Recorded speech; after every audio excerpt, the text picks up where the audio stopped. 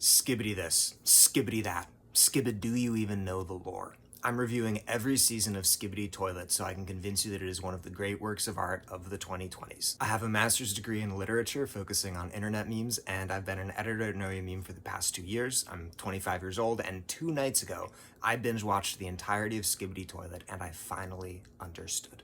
On the surface, Skibidi Toilet is deceptively simple, but it deals with really big themes: the horrors of war, the perils of technological progress, and who it really serves. And then, most interestingly to me, the feeling of bearing witness through a screen. Kids are aware of what's happening in the atmosphere around us. And I think because Skibidi Toilet speaks to these themes, these anxieties and uncertainties that are all around us all the time, that's why it really appealed to the Gen Alpha demographic. But all that deep stuff isn't really happening yet in season 1 of Skibidi Toilet. What Da Fook Boom is doing with these first 4 episodes is introducing the world, who the Skibidi Toilets are, and what their behaviors are like. So most of the time we see Skibidi Toilets murdering people. It's a very violent series, and every episode ends with the Skibidi Toilet murdering the POV, the spectator. The first 2 episodes of the 4 take place within, it looks like a hotel.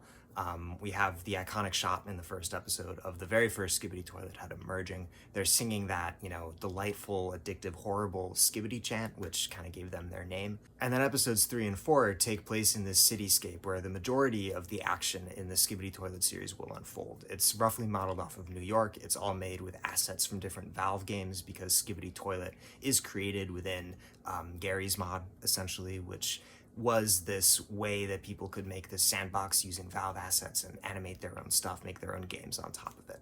So in this first season, the Skibidi Toilets are defined as this force of pure id, pure violence, pure dirtiness. And especially for a young audience, I think it being a toilet and a head coming out of a toilet, like the toilet is the first thing in the world that sort of like makes you feel ashamed, because we're potty trained, we're made to feel like, that's a dirty place. And the fact that this monster is coming straight out of that area of defilement, which is also a really intimate area because you're always, hopefully alone when you're on the toilet.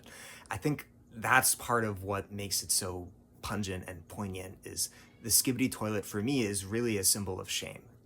And it's a symbol of kind of the repressed and what's sort of grody and dirty and kind of the ultimate thing that like you don't want to engage with. And the idea of the toilet attacking and becoming sentient is, or also sentiment, is something that's really striking. So I'm going to continue doing these reviews. There's 22 more seasons, so maybe I'll get bored of it, but buckle in, there's going to be more Skibidi to come.